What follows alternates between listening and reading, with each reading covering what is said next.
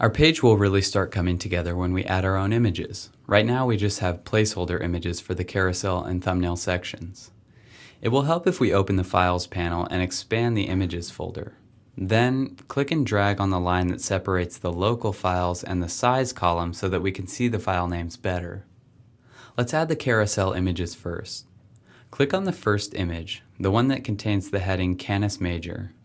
Scroll through the images in live view if you need to get to the right one. Then go down to the source field in the Properties panel at the bottom of the screen. If the Properties panel is missing for some reason, go to the window menu and make sure Properties is checked. The source field has an icon next to it that looks like a little crosshair.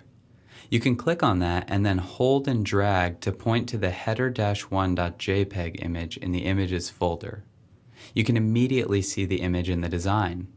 If the carousel skips ahead, scroll to the right frame to check it out. Repeat these steps for the second and third images, pointing to header 2 and header 3 respectively. Now we've got some nice images in the slideshow. Let's scroll down to the thumbnails to replace those images.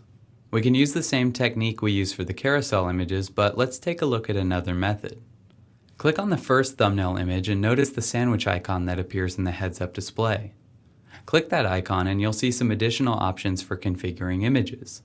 From here, I'll click the folder icon next to the source field to bring up the Select Image Source dialog.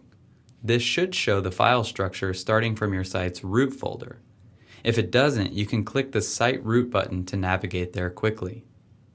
Then, click on the Images folder and select thumbnail1.jpg and click Open. Repeat these steps for the next two images by pointing to thumbnail 2 and thumbnail 3 respectively. Now let's add some links. This page includes two different types of links from the main menu. The first is what's known as a relative link, which is a link that points to another page within our website. If you check out the files listing, you can see another page called Gallery HTML that's already been built.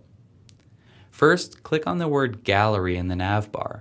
Then, in the Properties panel, find the link field.